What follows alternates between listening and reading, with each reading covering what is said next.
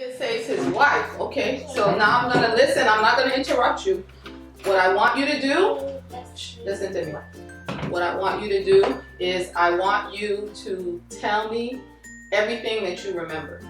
Okay, so basically what happened. Hey you guys, I am back with my first homeschool vlog. In my last video, I asked if any of you would be interested in seeing me vlog portions of our school day, and a number of you said yes. So this is our first video.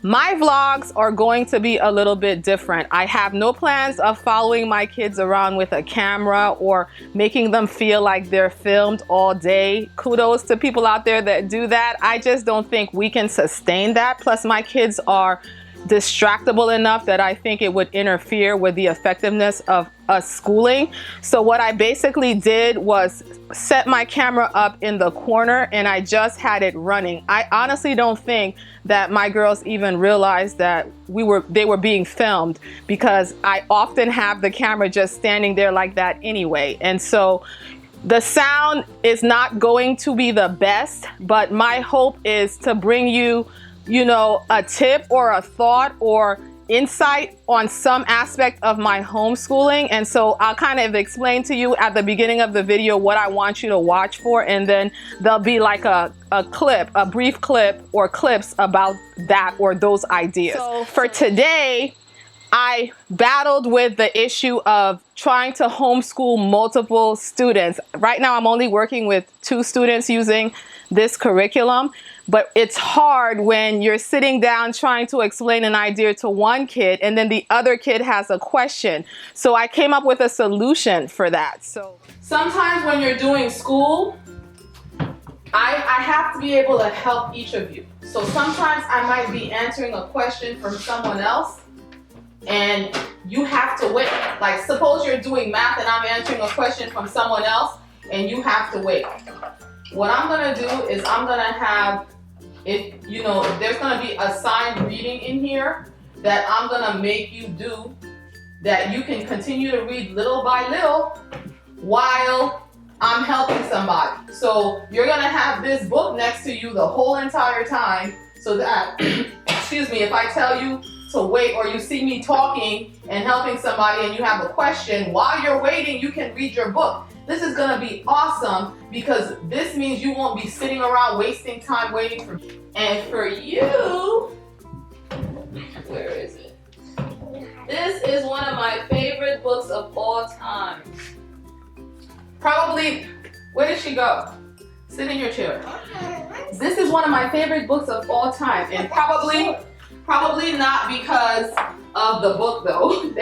When I was a kid, there was a cartoon called The Littles, and this "We Are the Littles." Da, da, da, da, da, da. All in all, I think it worked really, really well. I had to keep reminding people to go get their book, but I think that will change as we move on in the year and they're used to knowing that that's what they're supposed to do. Turn around. I already read that. When 2 addition and 2 subtraction facts use the same numbers, it's called a fact family. Do you understand that? You know what a fact family is? Look at this. Every time, a lot of times when they give you these lessons, they kind of show you what they're talking about in a picture. So 4 plus 5 equals 9. 5 plus 4 equals 9. 9 take away 5 equals 4. 9 take away 4 equals 5. What numbers do you see that are in this addition? What numbers are in this addition? No, don't touch it. Just say what number is there. 9. You see 9? Or do you see any other number? Yeah. What? 4 and 5. Yes. So for these addition problems, you're using a 4, a 5, and a 9. And for these subtraction problems, you're also using a 4 and a 5 and a 9. Okay? So because you're using a 4, a 5, and a 9, it's the same numbers in all of these math facts. You know what a math fact is, right? 4 plus 5 equals 9 is a math fact, right? Since you're using all the same numbers in all these situations, you're using a 4, a 5, and a 9, this is called a fact family. Okay, it's like a family because all the same numbers are being used. It's kind of like having all the same people in your family. So that's why sometimes I have a kid who really dislikes a subject or dislikes an aspect of schooling, and they'll give me attitude about it.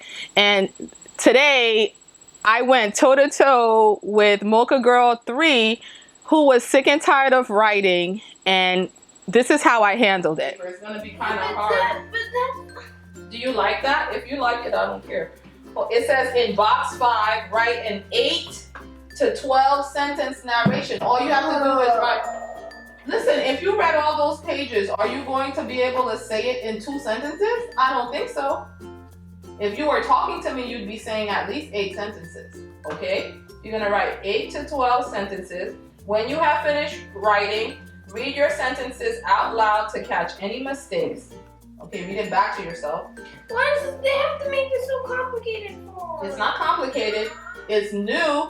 Hold on, I'm helping someone else. It's not complicated. It's new. So that's why I'm taking a minute to explain all of this to you. Why do I have to Look at me. do all this indenting? Why can't I just randomly come in? Because if you don't indent, usually a new paragraph is you're going to be talking about something new about what you're narrating. If you just have everything all in one block, what if this book that you're reading had no paragraphs? And from the first page all the way to the end of the book, everything was just one big block of writing. When you put things in paragraphs, it helps the reader to understand, oh, now she's moving on to a new idea. You don't have to indent Oh, it. now you indent because that's how we know it's a paragraph. If you don't indent, we don't know it's a paragraph. Okay? Now, now this is a new idea. Oh, now she's gonna explain another thought to me. So that's why we need to indent. Okay? And let's make this your margin. Start a little bit away from this pillar, and that's where you start every paragraph from here. Okay? You don't want to indent over here, just a little bit over. Do I have to write a lot of paragraphs? You have to write 8 sentences all together. So for 8, so maybe, you would think maybe each paragraph can have at least 3 sentences in it. So if each paragraph has at least 3 sentences in it, about how many paragraphs do you think you're gonna write? What? If each paragraph has 3 sentences in it, how many paragraphs do you think you're gonna write? 1. 1? If you're writing 8 to 12, you're only gonna have 1? Wait, why do I have to have so many paragraphs? No, I'm saying how many sentences. I didn't say you're having 8 paragraphs. I said you're having 8 to 12 sentences. If you have 8 sentences, then I would say each paragraph would have to have at least 3 sentences in it, right? Each paragraph? Wait, what? Why can't I just want to write 1 paragraph? Okay. Because there's no space for a lot. Because they asked you to write paragraphs with an S at the end of it. Okay? I read about. Tell me what you read. Tell me what you read about real quick. The first thing I read about is about the church. What about the church?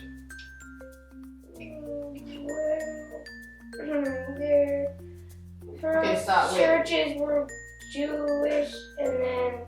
Okay, all right, hold on. I'm gonna stop you. So the first thing you read was about the church. So you need to narrate a paragraph about the church. What's the next thing you read about? And then the Jew. What? You said the first thing you read about was the church. What's the next thing you read about? Constantine. So then your next paragraph needs to be about Constantine. Yeah, but it only has like a couple of main ideas. So. That's okay. Did you read about anybody else? Anything else? No, I read about him trying to defeat Mag, whatever. Okay, so it sounds like you're gonna have 2 paragraphs. One of the paragraphs is gonna be about what you remember reading about the church, and the second paragraph is gonna be what you remember reading about Constantine. I don't know. What do you think? How did I do? Let me know in your comments down below, and let me know if any of you have had any issues with this. So that's all I have for you guys today. I hope you enjoyed my vlog, and I'm sure my style of doing it will grow and develop over time. I'm not promising you a vlog every week, but as things turn up that I think would be helpful and edifying, I will definitely share those things with you. Let me know down below what you think about this kind of style. Don't forget to subscribe to my channel and share my videos. Thank you so much. Be blessed.